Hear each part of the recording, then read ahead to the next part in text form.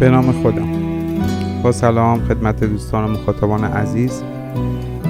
بخش 4 کتاب بسیار زیبای هیچ ملاقاتی تصادفی نیست اثر هاکان منگوچ رو خدمتون خوانش رو خواهم داشت. طبق معمول ازتون میخوام که کانال رو حمایت کنید، کانال رو ساب کنید و حتما کامنت بذارید.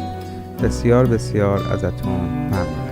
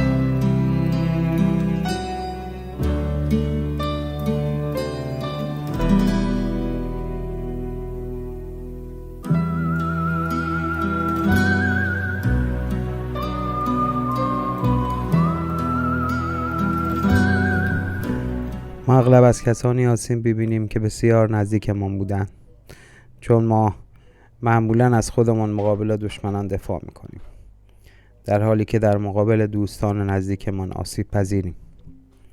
احمد پرسید: این فرصت را داشتید که اطراف چنان قلعه را ببینید؟ آزرا با دهانی پر از کیک گفت: نه، نداشتیم. احمد گفت: بگذارید من نشانتان دهم. سوار ماشینش شدیم و برای گردش رفتیم. وقتی از کنار اسب ترجان گذشتیم، احمد پرسید: داستان اسب ترجان را می دانید؟ مشخص بود که می‌خواست آنچه می‌داند را در اختیار ما بگذارد. آزرا گفت: من فیلمش را با بازی براد پیت دیدم. مرد خوش‌تیپی است. البته احمد نمی‌خواست در مورد فیلم هالیوودی حرف بزند. او به حرفی که آزرا در مورد براد پیت گفت واکنشی نشان نداد، اما میشد گفت داشت تلاش می‌کند راهی پیدا کند که موضوع را به سمت داستانی که می‌خواست بگوید تغییر دهد. من به چهرهش نگاه کردم و علاقه ام را نشان دادم. او متوجه شده من به گوش دادن به داستانش علاقه دارم و شروع به تعریف آن کرد. طبق این افسانه ارتش اودیسه مدت‌های طولانی جنگید تا شهر تروی را تصرف کند و همه نقشه‌هایش شکست خوردند. اودیسه ایده وارد شدن به شهر تروی با اسبی چوبی را مطرح کرد. آنها اسب بزرگی ساختند و سربازها را داخل آن پنهان کردند. وقتی برخی سربازان داخل اسب بودند، بقیه سربازها وارد میدان جنگ شدند و از روی عمد جنگ را باختند. وقتی اودیسه جنگ را باخت، آنها گزارش کردند که می‌خواهند این اسب چوبی را به عنوان احترام به دشمن که در جنگ پیروز شده بدهند. تروجان‌ها خوشحال بودند و با خوشحالی هدیه را پذیرفتند. آخر شب آنها در را باز کردند و اسب بزرگ چوبی را داخل دیوارهای قلعه خود آوردند و جشن گرفتند. وقتی همه کاملا مست شدند، سربازها از اسب چوبی بیرون آمدند و درهای شهر را برای سایر سربازها باز کردند تا وارد شوند. ارتش اودیسه نگهبانان را کنار زدند. احمد در زمان بیان این داستان مکث کرد تا آن را به افکار خودش در مورد زندگی وصل کند. او گفت: زندگی اینطور مردم را شکست می‌دهد. وقتی به مردم اعتماد می‌کنی فریبت می‌دهند. به علاوه مسیر کسانی که قلبشان لبریز از مهربانی است همواره روشن است. شما پیش خویشاوندانتان آسیب پذیرید و احتمال بیشتری دارد که به خاطر کارهایشان ویران شوید. من به شخصه چنین تجربه‌ای داشتم و کاملا دردناک بود. 25 سال خون و عرق به هدر رفت. نمی توانستم جلوی کنجکاویم را بگیرم و از او پرسیدم چه اتفاقی افتاده است.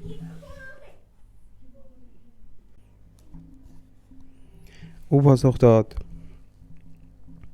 در اصل برادر خودم فریبم داد. زمانی با هم شرکتی داشتیم و خودمان را وقف آن کرده بودیم. طی مدتی شرکت بیشتر و بیشتر موفق شد. ما شروع به صادرات محصولاتمان به 6 کشور اروپایی کردیم. چند کارخانه را انداختیم و صدها کارگر داشتیم.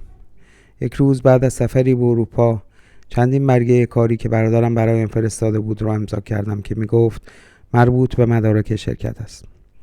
بعداً متوجه شدم یکی از برگه ها که امضا کردم محتوی این بود که من تمام اختیارات شرکت را به برادرم واگذار کردم. فقط با یک امضا 25 سال کار و تلاش از من گرفته شد. نمیدانستم بیشتر ناراحت کاری بودم که برادرم با من کرد یا این حقیقت که تمام تلاش هایم بی نتیجه شده بود ویرانم کرد. آزرا پرسید: چرا چنین کاری کرد؟ با برادر خودش قبلا نیت بدی از خودش نشان داده بود. کاری کردی که حق و حقوقت را برگردانی. می توانستی ثابت کنی گول خوردی. زمانی که قرارداد امضا کردی در حالت درست ذهنی نبودی. در این شرایط سخت هیچ عدالتی وجود ندارد. احمد گفت: نمیخواهم با جزئیات خسته‌تان کنم.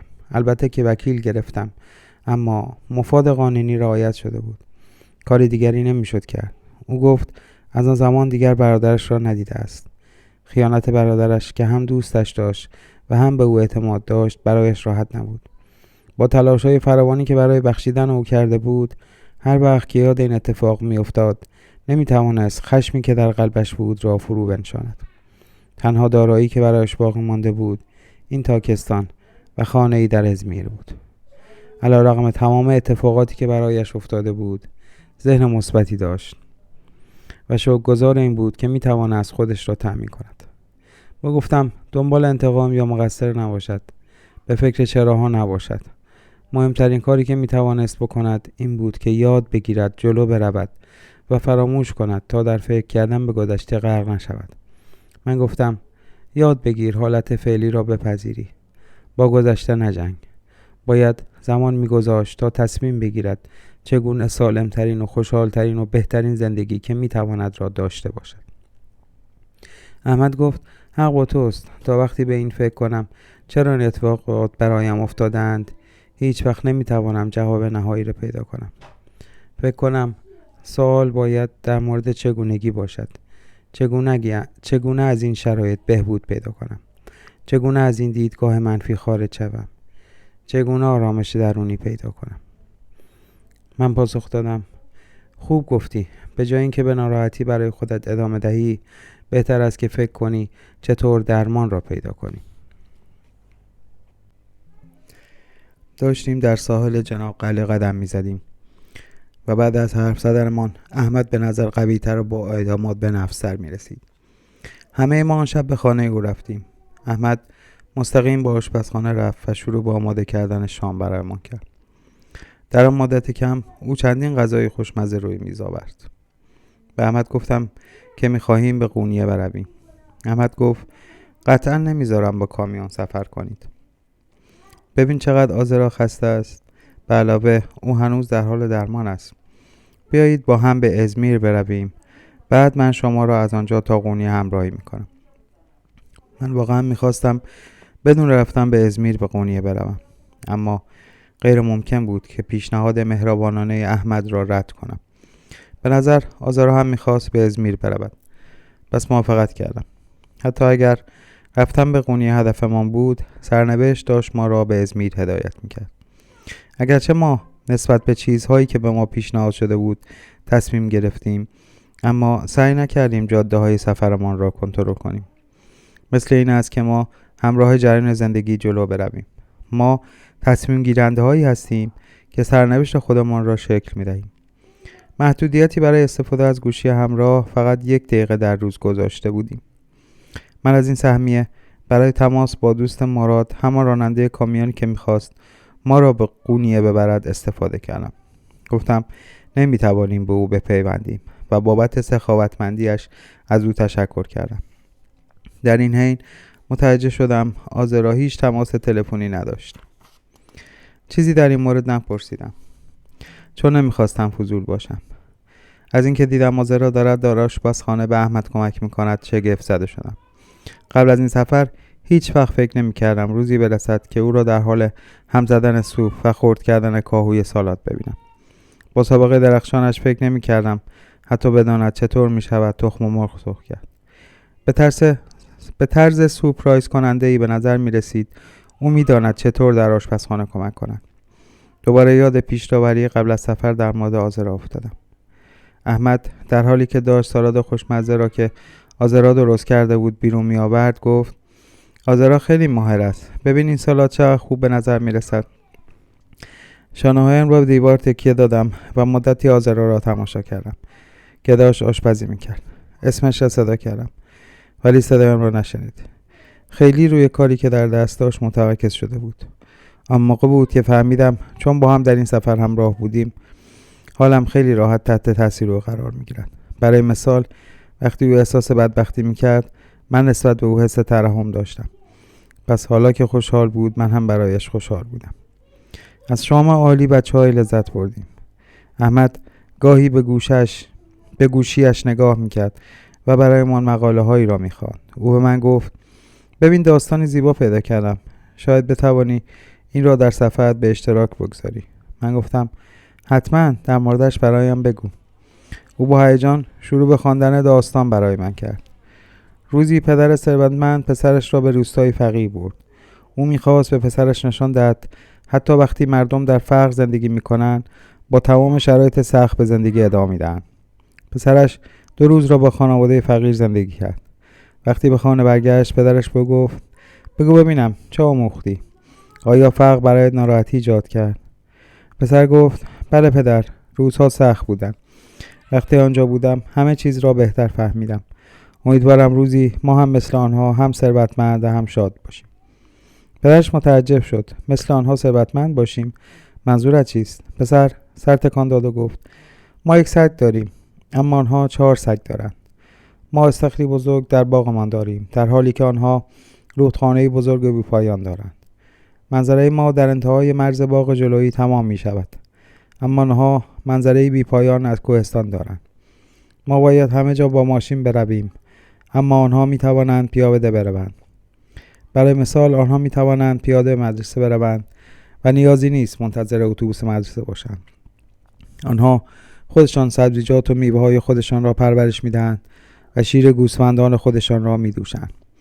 پدر به پسرش گوش داد و گفت هر چه گفتی درست بود. آنها از ما ثروتمندترند.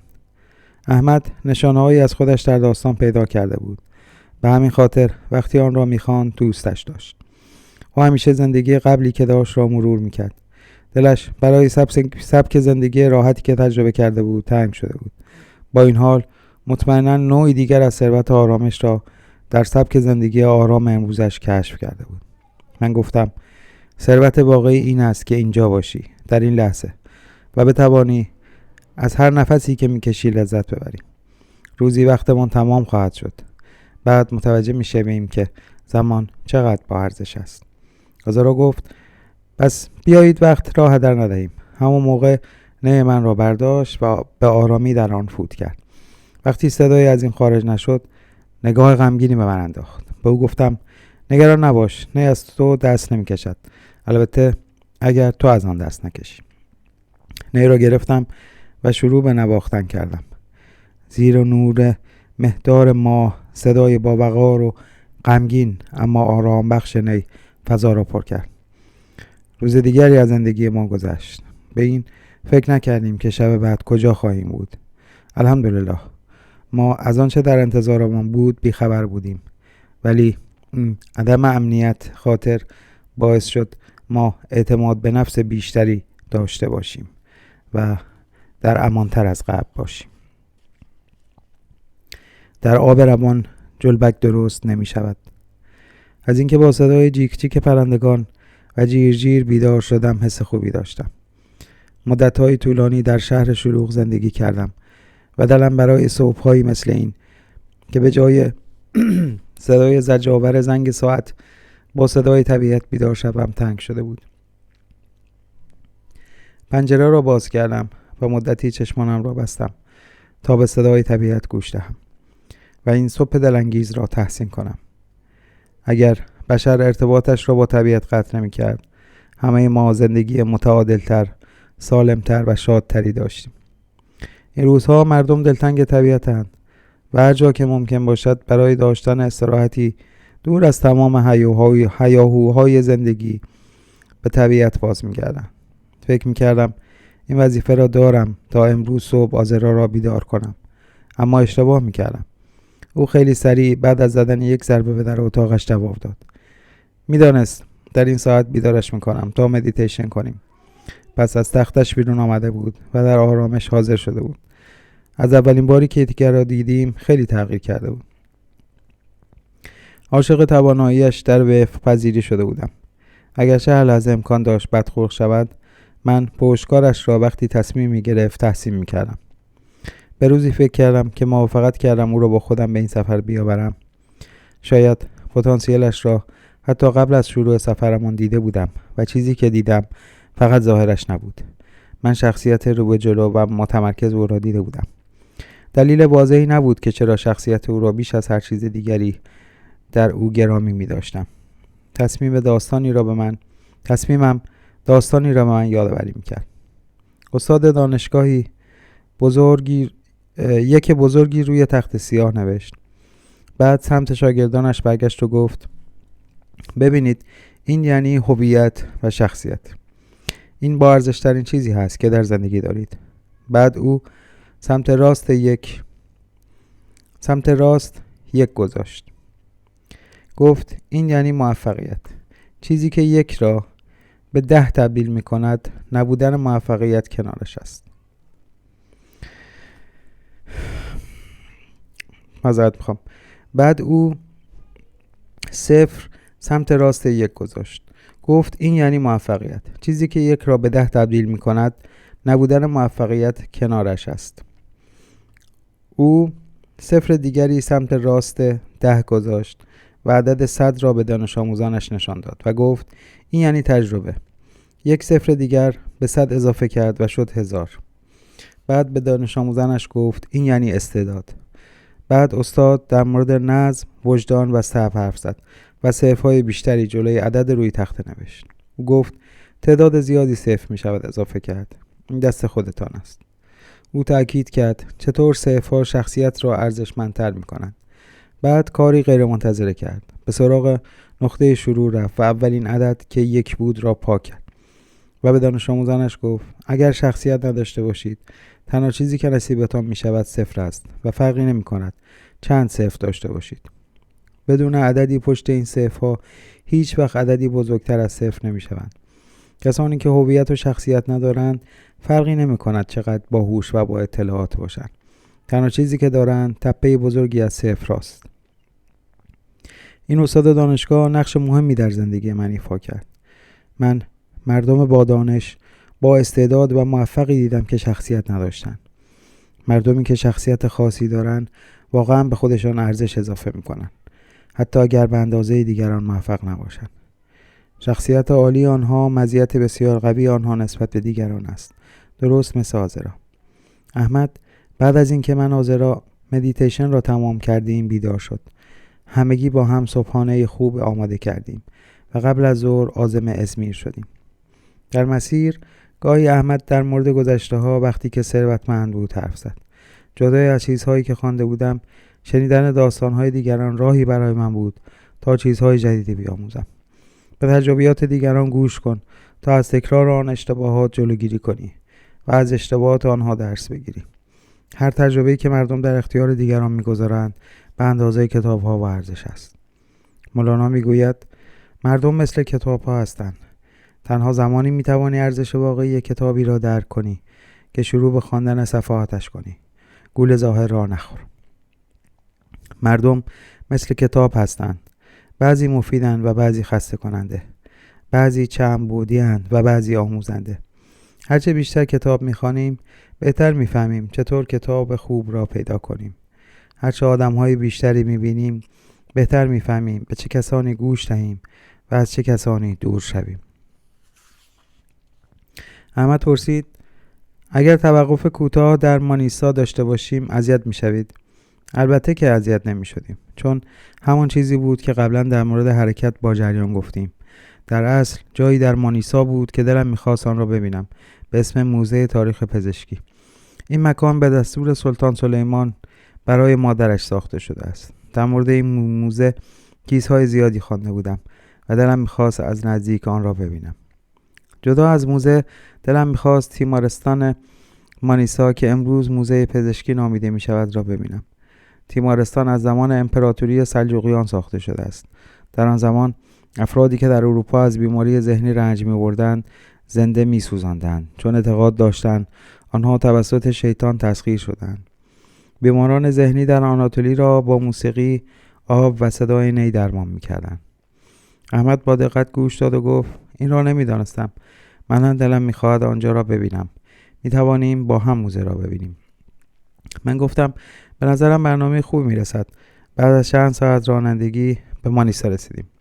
همه مدل ما می‌خواست قبل از رفتن به موزه تیمارستان را ببینیم. آنجا فقط یک تیمارستان نبود، بلکه مرکزی آموزشی برای فیزیکدانان هم بود. در طول سالها آن بنا آسیب دیده بود و مرمت شده بود. قبلا چشمه‌های بزرگی آنجا بودند.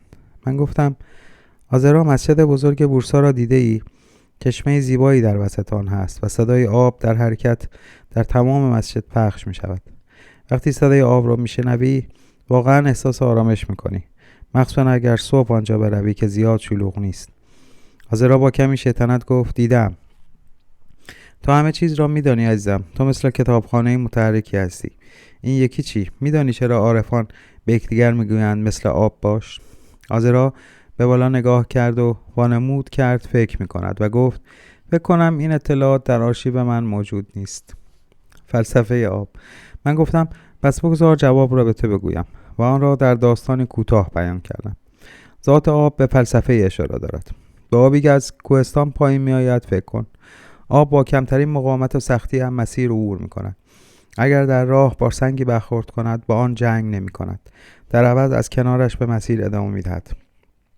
عارفان با الهام از این پدیده طبیعی می گویند با کسانی که سد راحت می شوند مبارزه نکن. اگر این کار را بکنی همه جا گیر می افتی. راهی دیگری پیدا کن که به هدفت برسی.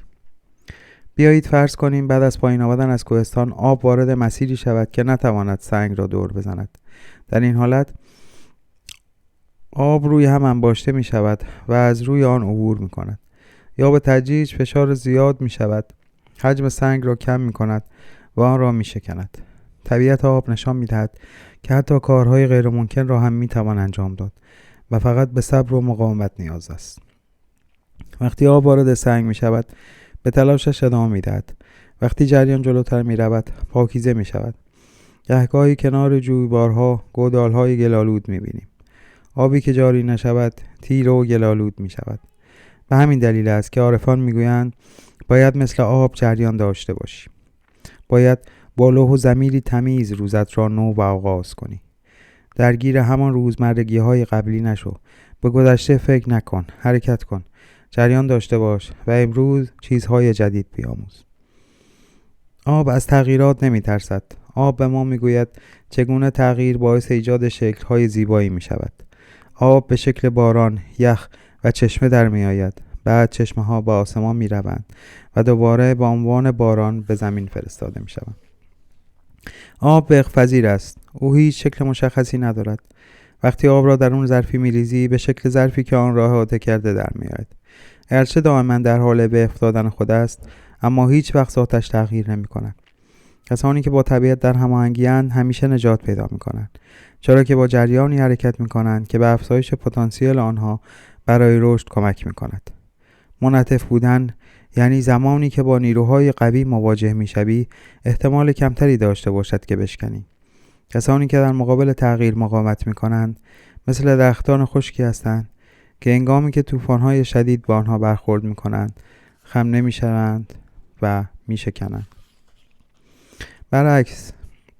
برعکس درختان نهال‌های جوان و علف‌ها از طوفان جال سالم به در می‌برند، زیرا همراه با وزش باد خم می‌شوند.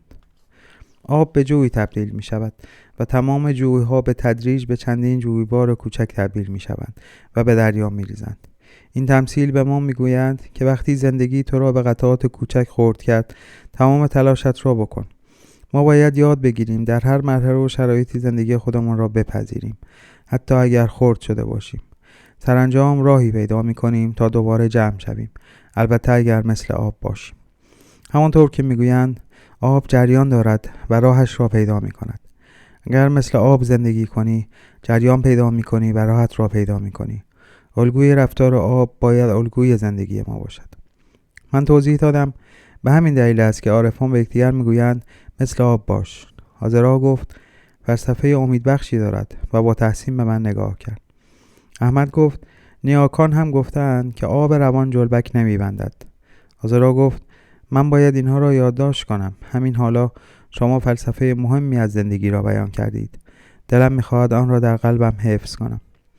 وقتی کنار تیمارستان نشسته بودیم، آزرا دفترچه کوچکی از کیفش بیرون آورد و چند یادداشت کوچک از آنچه در ذهن داشت نوشت. احمد رفت و گفت طی 1 ساعت باز خواهد گشت. من در سکوت منتظر ماندم تا نوشتن آزرا تمام شود. وقتی کار آزرا تمام شد و دفترچه‌اش را بست، نگاهی رضایتمندانه به من انداخت.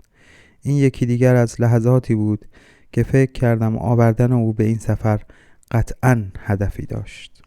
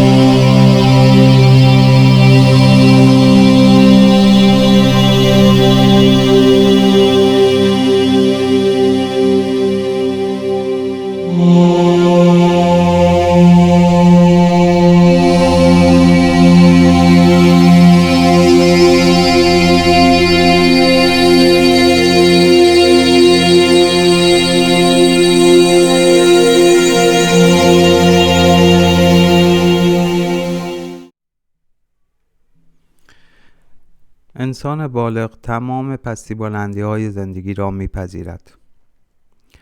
آزرا گفت تو داستان‌های با ارزش زیادی تعریف کردی. چند تا از داستان‌هایی که گفتی را از قبل می‌دانستم، اما نه همه را.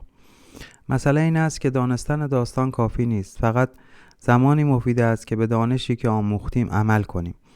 به نظر نمی‌رسد بعد از دانستن درس‌ها من تغییر کرده باشم. معمولاً ناراحت می‌شوم و غرق در مشکلاتم می‌شوم.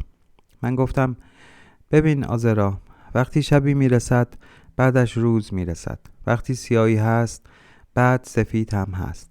در زندگی منفی و مثبت وجود دارد. اینکه همیشه مثبت نگر باشی غیر ممکن است. روزگار سختی و روزگار شادی وجود دارند. موقعی بیقراری و موقع آرامش وجود دارد. انسان با این احساسات مورد رحمت قرار گرفته است. به این تضادها به عنوان ناراحتی و یا مشکلی نگاه نکن. سعی کن در زندگی این احساسات را به تعادل برسانی. او بیان کرد تو همیشه در آرامشی، پس حرف زدن در این مورد برایت آسان است. نه، من همیشه هم آرام نیستم. گاهی اوقات احساس ناراحتی میکنم، گاهی اوقات احساس عصبی بودن و گاهی اوقات بیقرارم. اما به محض اینکه متوجه شدم که این بخش از زندگی است و آن را پذیرفتم، یاد گرفتم چطور به جای اینکه اجازه دهم این احساسات من را به سلطه درآورند، آنها را کنترل کنم. اگرچه این روزها وقتی مردم کمی احساس نارضایتی می کنند، سریعا دنبال چیزی می گردند که حالشان را خوب کند. سیگار می کشند، غذا می خورند، تلویزیون و سریال های آبکی می بینند. همه اینها می توانند به اعتیاد تبدیل شوند. با این وجود اگر آنها بپذیرند که رنج طبیعی است و انتخاب کنند آن را در آغوش بگیرند، رنج به تدریج می گذرد. هرچه بیشتر سعی کنیم از رنج فرار کنیم، برایمان سخت‌تر می شود که آن را دور کنیم. برخلاف تصور مردم، فرار ما را حتی بیشتر آسیب پذیر می کند. بعد ادامه دادم: تا به حال نوار قلب را دیده ای؟ وسیله‌ای در بیمارستان ها هست که برای دیدن ضربان قلب استفاده می شود. دفترچه آزار را گرفتم، صفحه سفید باز کردم و گفتم: نوار قلب یک انسان زنده را بکش. حال نوار قلب انسانی مرده را بکش. میبینی، مستی بلندی ها یعنی تو زنده ای. اگر مشکلی در زندگی نداشته باشی، شاید اون موقع تو باید نگران باشی. بعد از اینکه یاد گرفتم با پستی ها زندگی کنم، روزهایم بیشتر لذت بخش شدن. ما نمیتوانیم طبیعتمان را تغییر دهیم، اما میتوانیم با آن هماهنگ زندگی کنیم. آزرا که به نظر از این مکالمه روحیه گرفته بود، به محض اینکه حرفهای من تمام شد، سریع افکار بیشتری در دفترچه‌اش نوشت. بعد دفترچه‌اش را بست. از روی صندلی بلند شد، سمت من آمد و به گرمی من را در آغوش گرفت و گفت: اگر یکی مثل تو را زودتر می‌دیدم خیلی بهتر می‌شد. من چیزی نگفتم. کمی به خاطر این تعریفش گیج شده بودم و فقط بدون اینکه جوابی به حرفی که زده بود بدهم ایستادم. کمی بعد احمد برگشت. آماده اید دوستان؟ اجازه دهید شما را به یکی از زیباترین رودخانه‌های این منطقه ببرم. رودخانه گدیز. کمی ماهی می‌خوریم و حالا نوبت من است که داستانی تعریف کنم. اما وقتی رسیدم میگویم. زود باشید. بیایید به سفرمان ادامه دهیم. اگر آرزویتان به واقعیت تبدیل شد، سپاسگزار باشید. اگر به واقعیت تبدیل نشد، باز هم سپاسگزار باشید. طبق افسانه ها، زاهدی پیر از فریجیه گذر می کرد که زیر درختی نشست تا کمی استراحت کند و بخوابد. سربازهای شاد میداس او را پیدا کردند و او را به قصر بردند. شاه میداس متوجه شد این راهب انسانی معمولی نیست و او را خدای دیونیوس بزرگ کرده است. بنابراین او راهب را نزد دیونیسیوس برد. دیونیسیوس برای نشان دادن تشکرش نسبت به این هدیه زیبای میداس به او گفت: میداس، آرزویی کن. تو مرد خردمندی که من بزرگش کرده بودم نزد من آوردی. برای نشان دادن قدردانی هم هر چه آرزو کنی به تو خواهم داد. میداس مدتی فکر کرد و بعد گفت: از وقتی کودک بودم آرزو داشتم که به هر چه دست میزنم طلا شود. دیونیسیوس همان لحظه جواب داد: خیلی خوب، آرزویت انجام شد. میداس بسیار هیجان زده شد. به محض اینکه به قصر خودش بازگشت، میزی را لمس کرد. دید که جادو اتفاق افتاد و میز تبدیل به طلا شد. او طمع کرد و شروع به لمس همه چیز کرد، حتی آب و غذا. آن موقع نمیدانست که درست لحظه‌ای که سر دخترش را نوازش میکند و او به طلا تبدیل میشود. وقتی این اتفاق افتاد، میداس وحشت کرد و سریعاً نزد دیونیسیوس رفت. وحشت زده و مضطرب از او خواست که آرزویش را از او بگیرد. امیدوار بود که به این شکل همه چیز را به حالت عادی برگرداند. دیونیسیوس از میداس پرسید: اگر می‌خواهی همه چیز مثل قبل شود، پس به رودخانه پاکتولوس برو و در آب‌های آنجا حمام کن. بعد از آن همه چیز در یک آن به حالت قبل برمیگردد. میداس به سرعت رفت تا در رودخانه حمام کند. چیزی که فکر میکرد هدیه است به نفرینی تبدیل شده بود که میخواست از شر آن خلاص شود. بعد از گفتن این داستان، احمد نظری داد: گاهی اوقات نداشتن چیزی که آرزوی ما است برای ما خوب است و میتواند بهتر هم باشد. من این مفهوم را وقتی به درمان برای تجربیات بدم نیاز داشتم به خودم یادآوری کردم. شاید این قانون طبیعت است، یا شاید من دارم خودم را گول میزنم. می توانستم از چهره احمد ناراحتی دلخوری را بخوانم. پس تصمیم گرفتم داستان دومینیک، اولین فردی که بعد از ترک استانبول با او ملاقات کردم و برایش تعریف کنم. امیدوار بودم بعد از آن احمد احساس بهتری کند یا شاید از این داستان روحیه بگیرد. به او گفتم چطور دومینیک به شدت کار میکرده و این منجر به سرطان شده و او هنوز از آن نجات پیدا نکرده است. مولانا میگوید اگر آرزویتان به واقعیت تبدیل شد سپاسگزار باشید، اگر به واقعیت تبدیل نشد باز هم سپاسگزار باشید. اتفاقی که برایت افتاد هدفی داشت احمد. شاید آن از تو در برابر چیزی حتی بدتر محافظت کرده است. احمد گفت حق با توست، امیدوارم این بوده باشد، و موضوع را عوض کرد. میدانی چرا تصمیم گرفتم درست نزدیک رودخانه گدیز این داستان را برایتان بگویم؟ چون شاه میداس درست در این رودخانه حمام کرد تا شر نفرینش خلاص شود. جوی سردیس به رودخانه پاکتولوس میریزد که ما حالا با آن رودخانه گدیز میگوییم. اگرچه من مثل میداس در این رودخانه حمام نکردم، اما به اینجا آمدم و پاهایم را در آب اینجا فرو کردم. شاید به نظر موسک برسد، اما باور دارم آب اینجا قدرت درمان من را دارد. من اصرار کردم پس بیایید پاهایمان را در آب فرو کنیم تا از شر انرژی منفیمان راحت شویم. آذرا شلوارش را بالا زد و من را داخل آب کشید. لحظه ای که آب سرد را حس کردیم، هیجان و اشتیاق درونمان افزایش یافت. آذرا در حالی که آب بازی میکرد گفت همه انرژی های منفی همین حالا رفتند. میبینید؟ در گذشته موافق چنین کاری نبودم. به علاوه از کسانی که خرافات را باور داشتند انتقاد میکردم، زیرا به نظرم مسک بودند. بعد یک روز متوجه شدم که خرافات توسط مردمی درست شدند که هزاران سال پیش زندگی میکردند. شاید آنها از خرافات استفاده میکردند از شر رنجهایشان خلاص شوند، آرام بگیرند یا نگرششان را عوض کنند. آنها واقعا به اینکه آیین‌ها منطقی بودند یا نه فکر نمی‌کردند. دلیل اصلی آنها این بود که این کار حس بهتری به آنها میداد. ما بسیاری از آیین‌های باستانی را نادیده می‌گیریم چون به لحاظ علمی ثابت نشدند. گرچه چندین سال است که مردم علم را کشف کردند، لازم به ذکر است که مطالعه در مورد روانشناسی بعد از علم شناخته شد.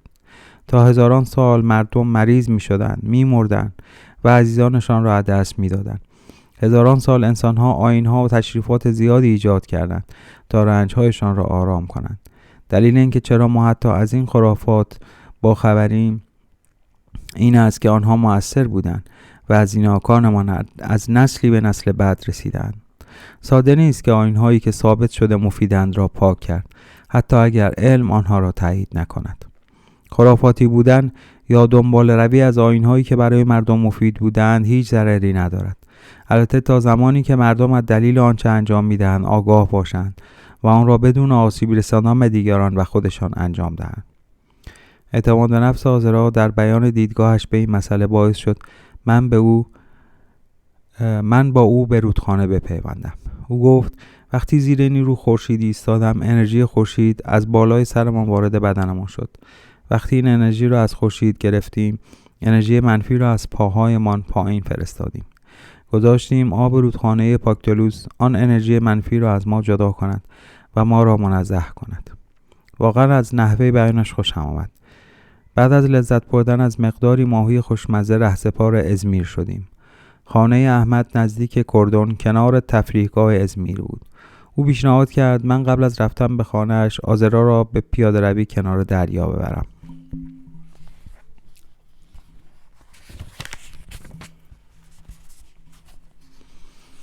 او گفت آذرا را کنار دریا ببر و صدف پر شده بخورد. ما در شهرمان این کار را دوست داریم. آذرا پرسید چیدم چیست؟ من گفتم در ازمیر به آن دانه های گل خورشید میگویند. آذرا با لبخندی کناریدار پرسید خب بعد از آن میتوانیم صدف پر شده با شربت بخوریم؟ سفر ما هنوز تمام نشده است. در این سفر اجازه خوردن هیچ نوشیدنی خاصی نداریم. یادت هست؟ به علاوه ما پول هم نداریم، چطور میخوایی صدف پر شده با شربت بخوری؟ آزرا با اعتماد به نفس گفت خب نگران نباش، من درستش میکنم. امکان ندارد، باورم نمیشود. میخواهی تقاضای غذا کنی؟ درست است. تو نگفتی که از هیچ کس برای غذا گدایی نمیکنی؟ خودت گفتی ترجیح میدهی بمیری تا از کسی چیزی بخوایی. چه چیزی نظرت را عوض کرد؟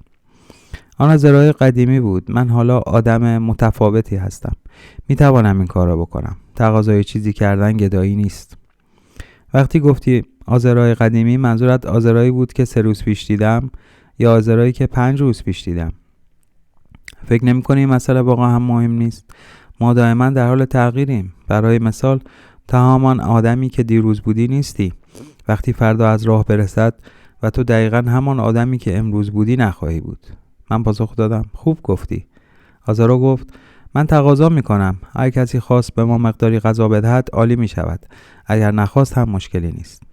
من و آزارا در مسیر منطقه گردشگری راه افتادیم. از کنار علفزار گذشتیم. جوانانی در گوشه و کنار نشسته بودند و گیتار می زدند و زنانی در خیابان کفبینی می کردند.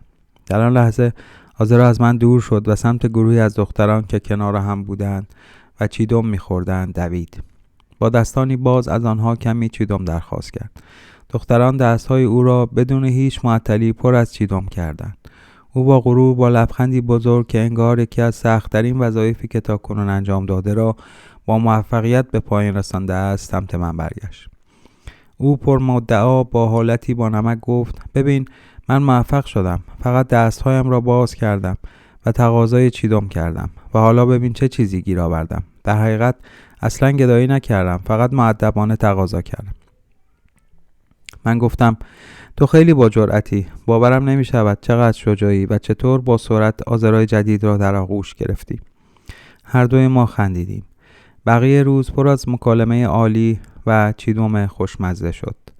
بعد از تمام کردن چیدم تصمیم گرفتیم دوباره هیچ هایک کنیم.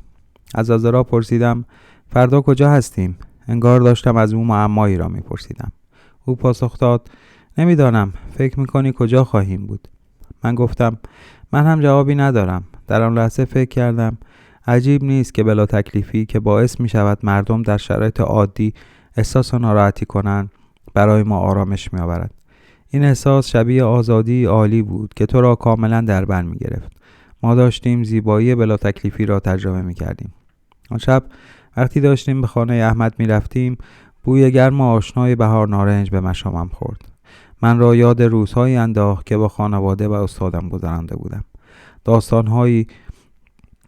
داستانهای پریانی که در کودکی گوش داده بودم و سالهایی که دانش آموز بودم. بالا را نگاه کردم و درخت بهار نارنج را دیدم. اوه چه هدیه زیبایی از طرف خدا. آزرا چیزی که من را به اشتیاق آورده بود درک نمی‌کرد. با لحنی سردرگم پرسید چه اتفاقی افتاد؟ چرا انقدر هیجان زده ای؟ و گفتم فرقی نمی‌کند کجا باشم. انگار به نوعی سمت بوی بهار نارنج آورده می‌شوم. این بوی خاص درست وقتی که من بیش از همیشه با آن احتیاج دارم ظاهر می‌شود و همیشه به من لحظات خاصی از زندگیم را یادآوری می‌کند. آزرا گفت بوی خوبی می‌دهد نه؟ در حالی که با تحسین به درخت بهار نارنج نگاه می‌کرد ادامه داد وقتی من بچه بودم پدرم به من میگفت موهایم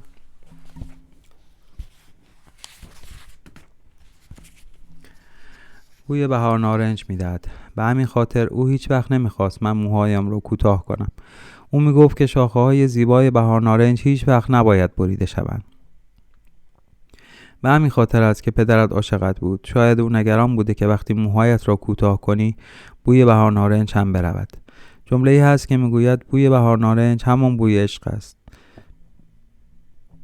وقتی بین دو انسان عشق وجود داشته باشد بوی بهار نارنج پدیدار می شود. آزرا که به این علت تحت تأثیر قرار گرفته بود روزهایی که در کودکی دورانی مفید را با پدرش گذرانده بود به یاد آورد. من پرسیدم دوست داری داستانی در مورد بهار نارنج و عشق برایت تعریف کنم؟ آزرا گفت بله خیلی دوست دارم آن را بشنوم. پس داستان را برایش تعریف کردم. روزی زئوس و پسرش هرمس از کوه اولمپوس به شکل انسان پایین آمدند. آنها از برگاما که امروزه کاپادوکیا نامیده می شود دیدن کردند. پدر و پسر به روستا رفتند و دنبال جایی برای ماندن گشتند. هیچ کس مایل نبود سرپناه یا غذایی به آنها دهد تا گرسنگیشان را فرو نشانند. زئوس و هرمس دلخور بودند که کسی متوجه نشده بود آنها خدا هستند. کم کم زوجی پیر به نامهای بوسیس و فیلمون با گشاده رویی آن را در کلبه خود پذیرفتند.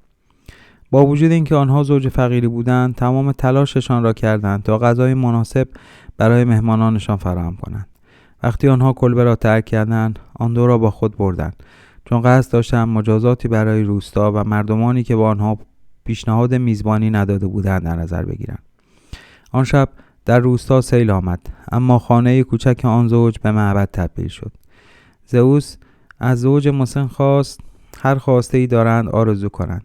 این انسان‌های زیبا عمیقاً عاشق یکدیگر بودند و گفتند اگر ممکن است می‌خواهند تا آخر عمرشان با هم زندگی کنند. حتی در زندگی بعدی هم به هم بپیوندند. خوشبختانه زئوس آرزوی آنها را محقق کرد. روزی که مرگ در خانه آنها را زد، آرزویشان محقق شد. یکی از آنها تبدیل به درخت چنار و دیگری تبدیل به درخت بهار نارنج شد. آن دو درخت در هم تنیدند و تبدیل به یک تنه شدند. به همین دلیل است که درخت بهار نارنج نمادی از عشق جدایی ناپذیر و پیوند مجدد است. آزرا از داستان متعجب شده بود. حتی با اینکه تمام عمرشان را با هم گذرانده بودند، باز هم آرزو کردند بعد از مرگ به هم بپیوندند. من به او پاسخ دادم فکر کنم بوی بهار نارنج مردم را به جایی که متعلق به آن هستند میبرد و به آنها یادآوری میکند که دلشان بیشتر برای چه چیزی از گذشته تنگ شده است. میتوانی هر جا که میخواهی باشی و بوی بهار نارنج برایت چیزی که دلتنگش هستی میآورد. این قابلیت مثل هدیه یا معجزه است. آزرا در حالی که چیدم‌ها را میخورد چند قدمی جلو رفت. در حین راه رفتن بوی شیرین بهار نارنج را استشمام کرد و کاملا خودش را در خاطرات قدیمی غرق کرد. وقتی به خانه احمد رسیدیم بوی بهار نارنج قوی تر شد. من که کنجکاو بودم بو از کجا می آید کمی به سمت آزرا خم شدم. موهای پشت سرش را بو کردم و سعی کردم او را نترسانم. همانطور که پدرش گفته بود بوی موی سر او واقعا مثل بهار نارنج بود. شاید این فقط تخیل من بود، واقعا نمیدانم. برای اطمینان بیشتر ناخودآگاه به او نزدیکتر و نزدیکتر شدم. ناگهان آزرا برگشت و صورتش به صورت من خورد. سریع خودم را عقب کشیدم. احساس شرمندگی می‌کردم که او مچ مرا در حال بو کردن موهایش گرفته است. صورتم سرخ شد، بدنم یخ کرد. نمی‌دانستم چه کار کنم. سعی کردم با گفتن این جمله آن را خنده‌دار نشان دهم. کنجکاو شدم و این فقط یک تحقیق کوچک بود.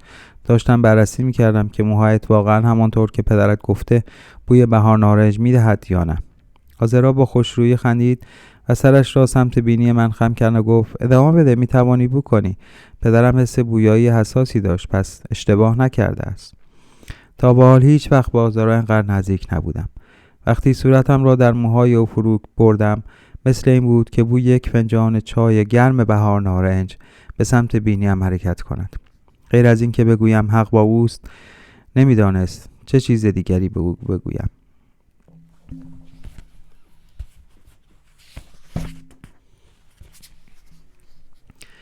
ذهنم پر از این افکار شده بود که من هرگز او را فراموش نمی کنم. از سال به بعد بوی بهار نارنج من را به خاطراتم از او وصل می کند. می دانستم بعد از پایان سفر که هر کدام به راه خودمو می رویم هرگز فراموشش نمی کنم. نمی دانستم چطور این اتفاق افتاد که آزرا را جز آن خاطراتی خواهد شد که آنها را گرامی می دارم. احمد در حالی که پیشبند آشپزی بسته بود در را باز کرد. او گفت سورپرایزی برایتان دارم. من دوباره خودم را جمع کردم. آزرا پرسید کیک پای درست کردی؟ احمد با نگاهی ناامیدانه جواب داد نه، کیک پای نیست، بلیت رفتن به قونیه است. من شگفت زده پرسیدم چی؟ من برایتان 2 بلیت رفتن به قونیه خریدم. تو من گفتی میخواهی با آنجا بروی و من دلم نمیخواست هیچ هایک کنی. کار سختی است که ماشینی پیدا شود تا بخواهد شما را به قونیه ببرد. آزرا فریاد زد هورا، ما به قونیه میرویم. قرار بود ساعت 8 صبح روز بعد راه بیفتیم تا عصر به قونیه برسیم. احمد گفت ما را تا ترمینال همراهی خواهد کرد. برای دومین بار در این سفر مقصد ما رفتن به قونیه بود و من به اندازه آزرا خوشحال بودم. فردا 6مین روز سفر ما خواهد بود و در روز 7 سفر به پایان می رسید. به این شیوه به نظر می رسید سفر ما در قونیه به پایان می رسید. از طرف دیگر دانستن اینکه روز برگشتن به استانبول داشت نزدیک می شد من را برای اولین بار غمگین کرد. به دلایلی تمایلی به پایان این سفر نداشتم. با وجود اینکه آنچه در ذهنم بود را زیر سوال نمی بردم، اما چند مصرع از شمس به ذهنم آمد. اندوه و شادی دو روی یک سکه هستند. شادی وجهه احساسی بین عاشقان ایجاد می کند و اندوه احساساتشان را متعادل می کند و توانایی آنها برای تحسین زمانهای خوب را افزایش می دهد. آذرا به احمد گفت که دوست دارد آن شب حمام کند. 2 یا 3 روزی بود که نتوانسته بودیم حمام کنیم.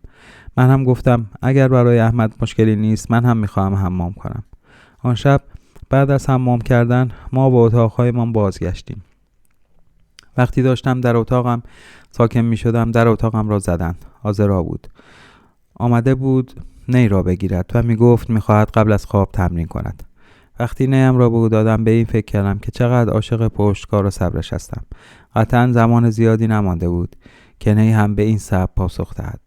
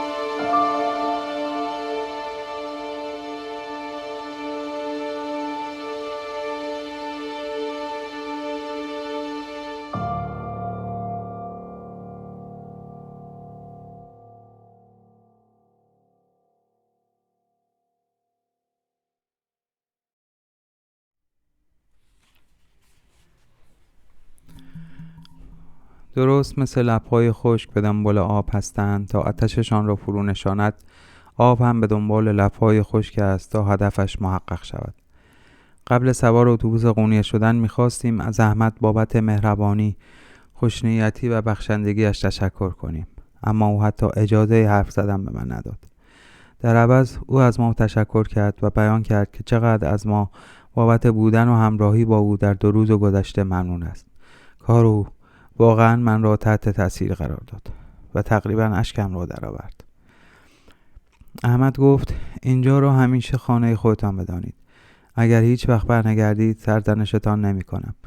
فقط یادتان باشد که دفعه بعدی که به اینجا آمدید من اینجا هستم. امیدوارم سلامت باشید و سفر خوبی داشته باشید. من گفتم ممنونم، نمیتوانم قول بدم که دوباره برمیگردم، اما امیدوارم روزی دوباره یکدیگر را ملاقات کنیم. احمد پاسخ داد البته یادت باشد که پیشنهاد من هنوز سر جایش است. آزرا هم از بابت احمد ناراحت بود. میشد گفت سعی میکرد در آن لحظه احساسات خودش را درک کند که احمد تا 2 روز قبل کاملا غریبه بود. حتی با اینکه او را خوب نمیشناختیم و شاید دیگر هیچ وقت قرار نبود او را دوباره ببینیم، هنوز به نوعی ارتباط با او ایجاد کرده بودیم. خیلی سخت است چیزی خیلی انتزاعی و خودجوش را با منطق توضیح داد. در سکوت سوار اتوبوس شدیم و برای آخرین بار برای احمد دست خداحافظی تکان دادیم. در مسیرمان به قونیه آزرا و من کاملا ساکت بودیم. هیچ کدام از ما حتی یک کلمه هم حرف نزد.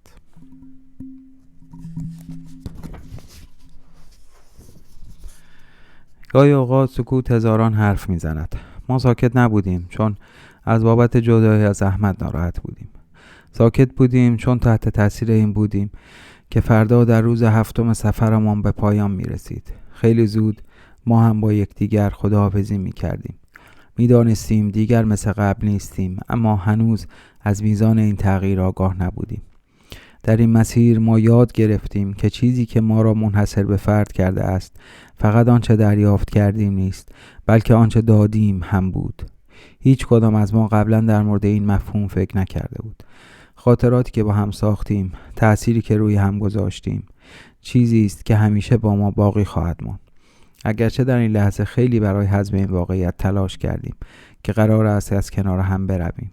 در زندگی سخت است که ذهنت شفاف فکر کند و مثل این لحظه روی جزئیات تمرکز کنی. به همین دلیل است که استادم میگفت یکی از قوانین خواندن است، چرا که خواندن زندگی با اولین کلمه قرآن شروع می شود. بخوان. حس می‌کردم مدتی طولانی در مسیر بودیم. حتی با وجود اینکه 1 هفته کامل هم نبود، گفتند 1 بار با هم باشید، همیشه با همید، جدا نمی‌شوید. با این حال این جمله برای ما صدق نمی‌کرد، زیرا 7مین روز سفر ما آخرین روز با هم بودنمان است. حالا مدتی است یکدیگر را می‌شناسیم و خداحافظی با کسانی که کمی آنها را می‌شناختیم را تجربه کرده‌ایم. سخت نیست پیش بینی کنی که خداحافظی ما با یکدیگر ساده نخواهد بود. از آزرا پرسیدم میخوای هر چه در مورد قونیه میدانم به تو بگویم؟ تلاش کردم تا ذهنش را منحرف کنم یا شاید به نوعی خودم را تسلی بدهم. او با آرامی سر تکان داد. میشد گفت که روحیش تضعیف شده بود، اما من عکس‌العمل دلمرده او را به عنوان بله در نظر گرفتم و شروع به صحبت در مورد چیزهایی که ممکن بود در قونیه ببینیم کردم. در قرن 13 قونیه مقصد محبوبی برای مسافران و محققان بود. مردم از کشورها و شهرهای مختلف به آنجا مهاجرت می‌کردند. مردمی نظیر مولانا، شمس، ابن عربی و یونس امره.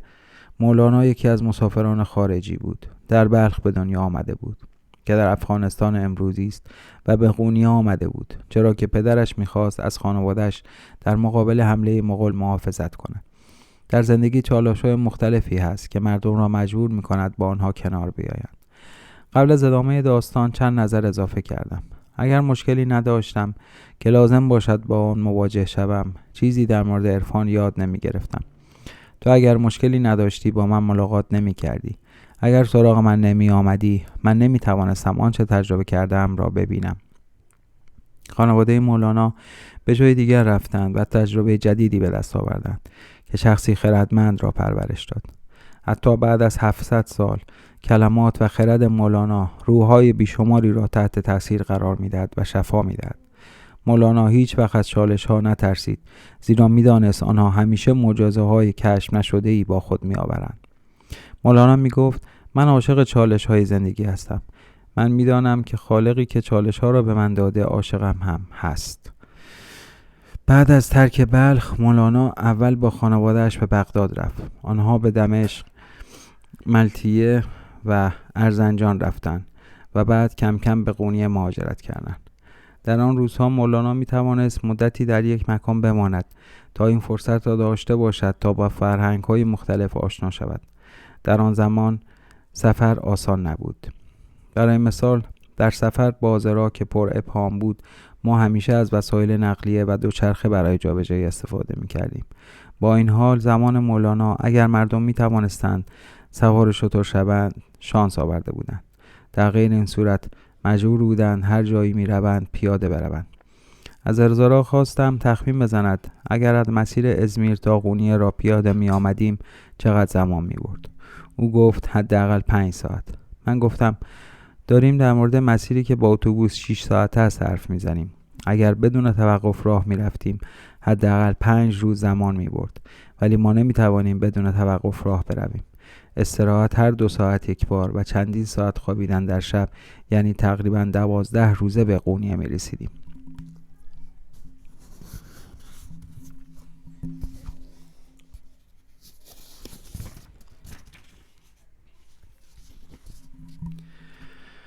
آذرا متعجب پرسید 12 روز می شود با هواپیما 50 دقیقه‌ای رسید؟ من ادامه دادم سفر مولانا و خانواده‌اش را از بلخ به دمشق و بعد به قونیه تصور کن. نمیدانیم در مسیر چه مشکلاتی داشتند، با چه کسانی ملاقات کردند یا چه چیزهایی تجربه کردند. هیچ کس نمیداند چه چیزهایی از سفرشان آموختند و زندگی‌هایشان چطور تغییر کردند.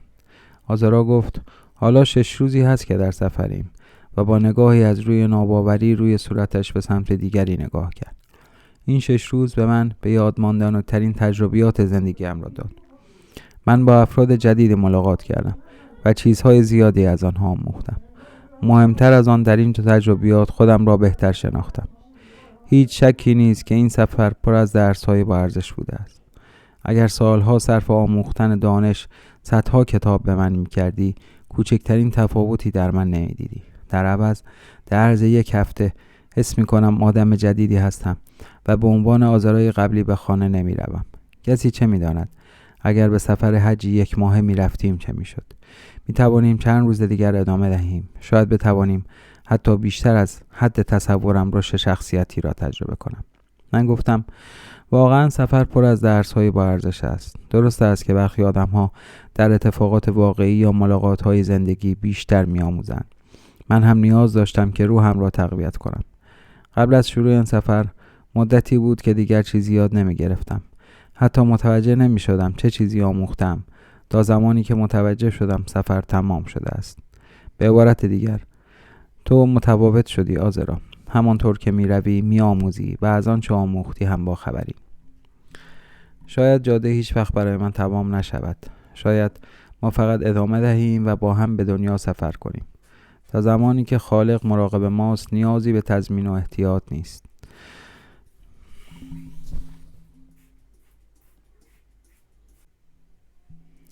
آکار منظورم این است دلم نمیخواهد جاده تمام شود.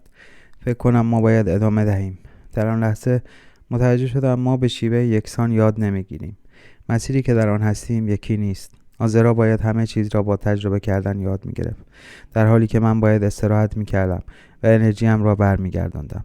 او رودخانه پر جوش و خروش بود و من آبی عمیق. هر دو ویژگی‌هایی از زندگی داشتیم. می‌خواستم در این مورد بحث کنم، چون هر دو آمادگی حرف زدن در این مورد را نداشتیم. برای عوض کردن موضوع به تعریف کردن در مورد مولانا ادامه دادم. اولین استاد مولانا پدرش بود که وقتی مولانا 24 سالش بود فوت کرد. بعد از مرگ پدرش او به دمشق رفت تا به تحصیلاتش ادامه دهد. آذرا پرسید در سفر آموزش دیده، به همین دلیل است که خیلی خردمند بوده است. آذرا نکته را فهمید که من در طی سالها متوجه آن نشده بودم. گفتم حق با توست. چه کسی دانش بیشتری دارد؟ کسی که بیشتر می‌خواند دانش بیشتری نسبت به کسی که زیاد سفر می‌کند دارد یا برعکس؟ این سوال مهمی بود، چیزی که من واقعا هیچ وقت قبل از اینکه تو بگویی در موردش فکر نکرده بودم. به خاطر این طرز تفکر زیبایت از تو ممنونم. به هر حال باید اضافه کنم این فقط سفرها مطالعات نبودند که مولانا را خردمند کردند، بلکه شمس هم بود. بعد ادامه دادم مولانا به بالاترین درجه دانش رسید که شخصی می توانست با آن دست پیدا کند. او تمام کتاب‌های سطح بالا را خواند، اصول بسیاری از چیزهای مختلف را حفظ کرد و به درجه‌ای رسید که می‌توانست دانش مذهبی و فلسفی را ارتقا دهد. در همین حین همیشه می‌دانست گمشده‌ای در زندگیش است. می‌دانست هنوز به مرحله عشق بی قید و شرط نرسیده است. شمس سالها بعد وقتی دنبال مولانا آمد، معنی عشق را به او معرفی کرد. درست مثل لب‌های خشک که به دنبال آب هستند تا آتششان را فرو نشاند. آب هم به دنبال لب‌های خشک است تا هدفش محقق شود. مولانا این شعرها را در بیان شدت عشقش به شمس نوشت. حاضرا تکرار کرد: درست مثل لب‌های خشک که به دنبال آب هستند تا آتششان را فرو نشاند. آب هم به دنبال لب‌های خشک است تا هدفش محقق شود. فکر می‌کنم مولانا خوب از کلمات استفاده می‌کرده است. هر دو مدتی از حرف زدن دست کشیدیم. حتی با اینکه دلم می‌خواست، اما دست عذرا را نگه نداشتم. احتمالاً نمی‌توانستم این کار را بکنم. طوری به من نگاه می‌کرد انگار منتظر بود کاری بکنم که خودم را ناامید کنم. برای اینکه جلوی پیچیده کردن شرایطمان را بگیرم فقط وانمود کردم متوجه چیزی نشدم. نمی‌توانستم بگذارم عذرا احساسی به من پیدا کند یا برعکس. این احساسات انسانی می‌تواند حواسمان را از تمرکز روی هدف اصلی سفرمان پرت کند.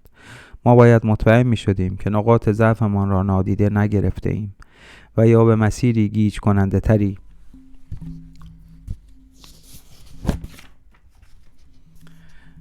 وارد نشدیم. به علاوه من باید افکار و احساسات این دختر جوان را میفهمیدم که 1 هفته قبل به دفترم آمده بود، چون نمیتوانست استرس و احساساتش را مدیریت کند. این احساس شدید علاقه میتوانست روی سفرمان تأثیر منفی بگذارد. هر قدمی که ما برای نزدیک شدن به یکدیگر برمی داشتیم امکان داشت به ناامیدی بزرگی تبدیل شود. نمیتوانستم بگذارم چنین اتفاقی بیفتد.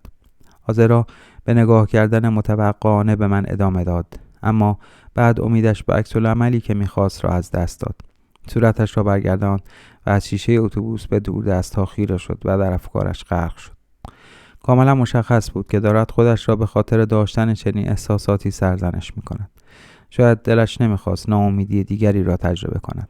شاید هنوز هم مطمئن نبود که از گذشته‌اش بهبود یافته یا خیر. شاید کمی تنها وقت گذراندن برایش بهترین چیز باشد. من نباید تلاش کنم تا حدس بزنم او به چه چیزی فکر می‌کند. من هیچ حقی ندارم که پیش بینی کنم یا نتیجه‌ای بگیرم. پیش بینی کردن اغلب به جای پیدا کردن راه حل منجر به گیر افتادن در بن‌بست می‌شود. نمی‌دانم چه مدت در سکوت نشستیم تا اینکه عذرا آهی عمیق کشید. بعد وانمود کرد هیجان زده است و از من خواست چیزهای بیشتری در مورد داستان مولانا برایش بگویم. بعد چه اتفاقی افتاد؟ سفر شمس و مولانا چطور تمام شد؟ من داستان را ادامه دادم و گفتم که مولانا هیچ وقت شمس را ترک نکرد، چون او در نهایت شخصی را ملاقات کرده بود که واقعا او را میفهمید. رها کردن خود در عشق الهی دیگر برای مولانا یک موعظه نبود. تنها چیزی که میخواست این بود که همیشه صحبت‌های شمس را گوش دهد، حتی با اینکه بیشتر اوقات شمس ساعتها ساکت بود. مولانا از سکوت او هم می‌آموخت. آنها با ساکت نشستن کنار همدیگر را درک می‌کردند. آنها بدون بیان حتی یک کلمه هم با هم مکالمه می‌کردند. این رابطه آنها را به سطح بالاتری می‌برد. مولانا و شمس معمولاً روزها در یک اتاق می‌ماندند و آن را ترک نمی‌کردند. این باعث شد سایر افراد خانه فکر کنند آنها چه کار می‌کنند. گاهی از سوراخ کلید در دزدکی نگاه می‌کردند تا ببینند آنها چه کار می‌کنند. تنها چیزی که می‌دیدند آن دو بودند که در سکوت کنار هم نشسته بودند. این آنها را بیشتر گیج می‌کرد.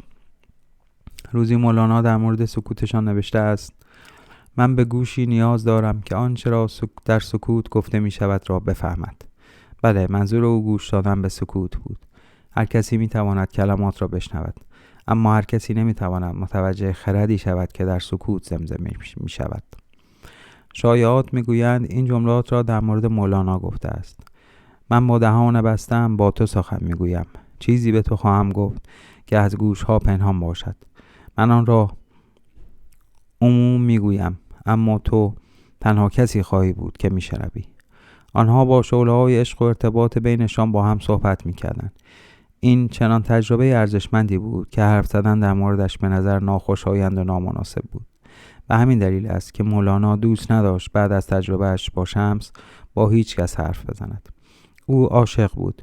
او داشت در شعله‌های عشق ذوب می‌شد و به مرور به عشق می‌رسید.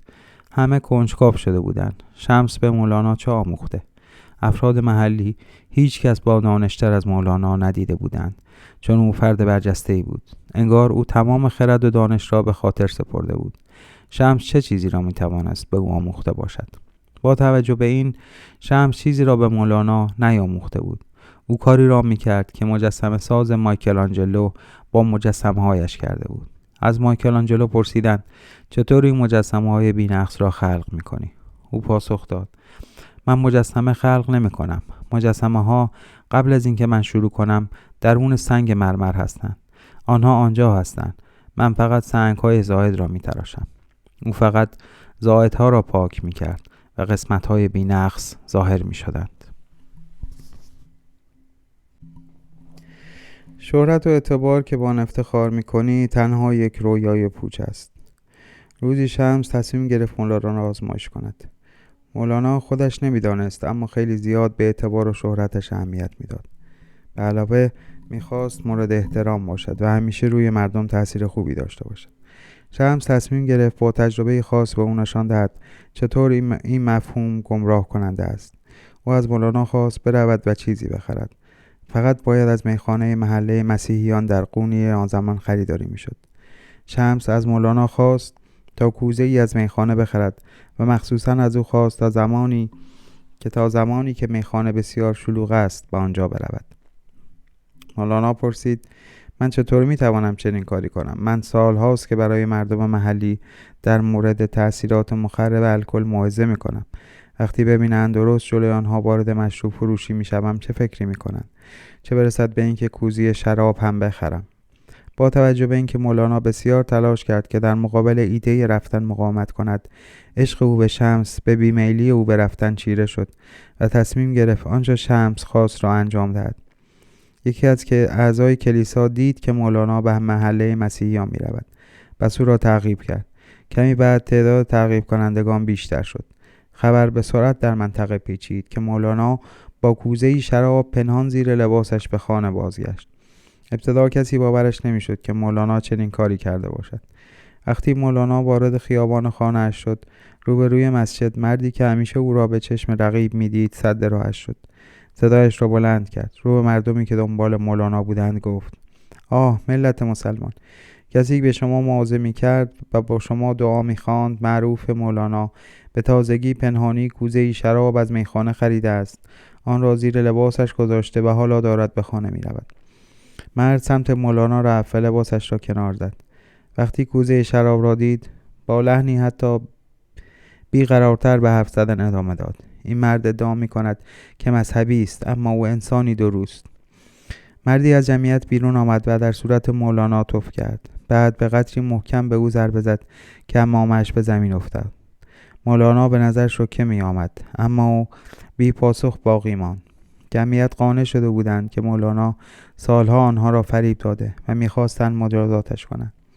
شمس از میان جمعیت بیرون آمد و فریاد زد: آه شما احمقید! شما مردم جاهل همه چیز را از روی ظاهر قضاوت می‌کنید. شما اینجا جمع شدید تا مولانا را محکوم کنید. نه، چطور دانشمندی مثل او میتواند شراب بنوشد؟ تمام ایمان شما به اندازه یک کوزه است. اگر شراب نبود چه؟ این در نظرات شما تأثیر میگذارد. حالا بگذارید به شما بگویم که در این کوزه شراب نیست، سرکه است.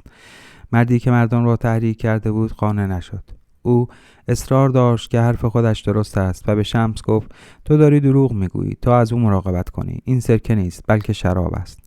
شمس کوزه را گرفت و آن را در دستان همه ریخت. بوی تیز سرکه سریع در هوا پخش شد. حالا همه در این شرایط حس خجالت زدگی می‌کردند و از مولانا خواستند آنها را ببخشد. وقتی همه به خانه‌هایشان برگشتند، شمس گفت: دیدی مولانا، شهرت و اعتباری که با آن افتخار می‌کردی چیزی جز رویایی تو خالی نیستند. احترام آنها به تو همیشگی نیست، از بین رفتنی است. کسانی که تو را ستایش می‌کنند به یک خیال باطل باور دارند.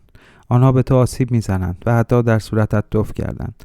شاید حتی بعضی از آنها به کشتنت فکر میکردند. شهرت و اعتباری که با آن میبالیدی ارزشی بیشتر از آنچه امشب شاهدش بودی ندارد. اتفاقی کوچک، حتی نسیمی سبک میتواند جایگاهی که سالهای بسیار به آن اهمیت میدادی را نابود کند. اعتبار، جایگاه اجتماعی و شهرت همه رویایی پوچند. همه تلاش میکنند مهم باشند در حالی که تو تلاش میکنی چیزی نباشی. هر کسی میتواند به کسانی که ادعا میکنند مهمند آسیب برساند، اما کسی نمیتواند به کسی که ادعا میکند چیزی نیست صدمه بزند. آزرا از فهمیدن در مورد رابطه بین مولانا و شمس هیجان زده شده بود.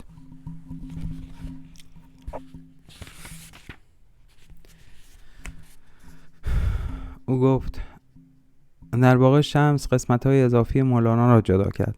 اگر ما از شر قسمت‌های زائد خودمان خلاص شویم، به این معنی است که شکل واقعیمان ظاهر می‌شود.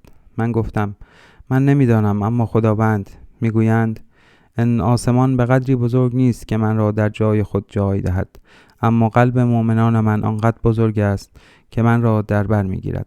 خداوند در قلب همه ما هست. ما باید تجلی اعمال او و آنچه از او آموختیم باشیم. آزرا گفت میخواهم از شر تمام چیزهایی که در من اضافی اند راحت شوم. گاهی اوقات خیلی احساس خستگی میکنم. شاید به خاطر بار اضافی و زیادی است که حمل میکنم. فکر کنم باید کوزه شراب از خونیه با خودم بیاورم تا بخش‌های واقعی خودم را نمایان کند. من گفتم این امتحان تو نیست، امتحان مولانا این بود. هر کسی امتحان متفاوتی دارد. میفهمم که میخوایی از کسی که الان هستی بهتر شوی. نگران نباش، تو هم با آزمون خودت روبرو میشوی. انگار در یک چشم به هم زدن به قونیه رسیدیم. آسمان آفتابی بود ولی هوا سرد بود. بعد از مدت‌ها سوار اتوبوس بودن احساس تشنگی میکردیم. در آن اطراف پیاده روی کردیم تا به چشمه‌ای رسیدیم که تشنگی ما را فرو نشاند. بعد گنبد مقبره مولانا را دیدیم. آنجا پر از توریست بود، اما اجازه ندادیم این مسئله حال خوبمان را بد کند. راهمان را تا مقبره به آرامی جلو رفتیم. در مسجد نشستیم و دعا کردیم. دعا کردن فقط دست بالا بردن و با التماس خدا را صدا کردن نیست. زمانی که دعا و ستایش از صمیم قلب باشد شنیده می شود. محیط داخل مسجد باعث شد آرزو کنم ای کاش می توانستم در مقبره مولانا نی بنوازم و با آن به درگاه خداوند دعا کنم. باید بگویم من قبلا هم در قونیه بودم. اکتبر سال 2019 بود. تهیه کننده بنگلادشی و کارگردانی قبرسی من را کشف کردند. آنها به استانبول آمدند و از من دعوت کردند تا در فیلم برداری یک مستند شرکت کنم. آن در کانال یوتیوب هم هست. آن مستند را آن شب وقتی مسجد مولانا برای یک روز بسته شد گرفتیم. من اجازه داشتم که وارد مسجد شوم و این فرصت را داشتم که تنها در این مکان مقدس که هر روز هزاران بازدید کننده با آن میآیند نی بنوازم. تجربه منحصر به فردی بود و پاداشی بزرگ برای دعایی که آن روز کرده بودم و حالا این خاطره زیبا به ذهنم آمد.